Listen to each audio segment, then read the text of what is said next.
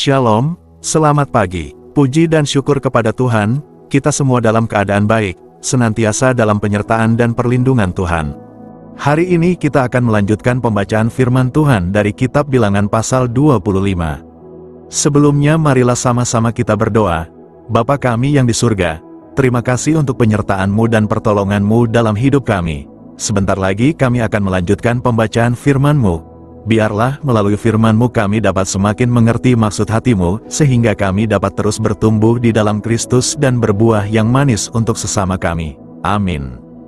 Bilangan 25, Israel menyembah Baal Peor. Sementara Israel tinggal di Sitim, mulailah bangsa itu berzinah dengan perempuan-perempuan Moab. Perempuan-perempuan ini mengajak bangsa itu ke korban sembelihan bagi Allah mereka, lalu bangsa itu turut makan dari korban itu dan menyembah Allah orang-orang itu.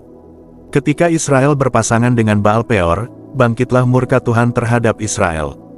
Lalu berfirmanlah Tuhan kepada Musa, tangkaplah semua orang yang mengepalai bangsa itu dan gantunglah mereka di hadapan Tuhan di tempat terang, supaya murka Tuhan yang bernyala-nyala itu surut daripada Israel.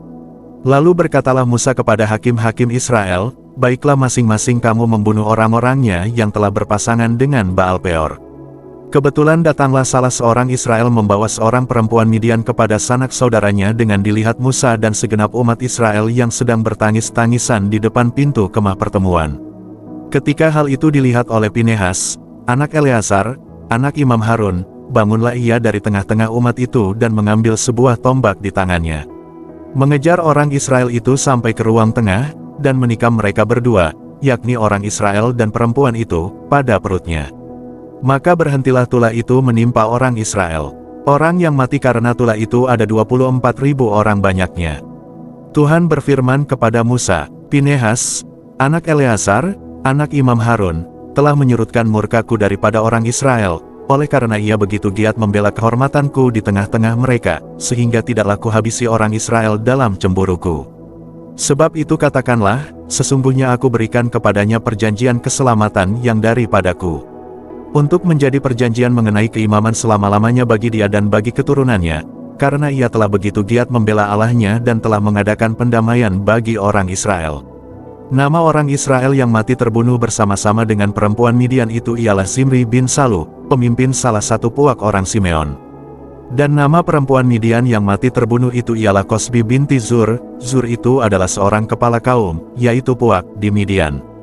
Kemudian berfirmanlah Tuhan kepada Musa, lawanlah orang Midian itu, dan tewaskanlah mereka. Sebab mereka telah melawan kamu dengan daya upaya yang dirancang mereka terhadap kamu dalam hal Peor dan dalam hal Kosbi, saudara mereka, yakni anak perempuan seorang pemimpin Midian. Kosbi itu mati terbunuh pada waktu turunnya tulah karena Peor itu. Amin. Kitab Bilangan 25 menceritakan peristiwa serius yang terjadi pada bangsa Israel ketika mereka dihadapkan pada godaan budaya asing di tanah Moab. Berikut makna yang bisa diambil dari pasal ini. 1. Bahaya kompromi dengan budaya asing. Bangsa Israel mulai bergaul dan menikah dengan perempuan Moab, yang membawa mereka menyembah dewa asing, khususnya Baal Peor. Hal ini mengingatkan bahwa kompromi dengan nilai-nilai yang bertentangan dengan iman dapat menjerumuskan kepada dosa kolektif. 2. Kekuatan pengaruh individu perempuan Moab dan pemimpin Israel. Zimri menjadi contoh bagaimana satu tindakan dapat mempengaruhi banyak orang. Dosa seorang individu atau kelompok bisa menular dan menyebabkan krisis rohani bagi seluruh komunitas. 3.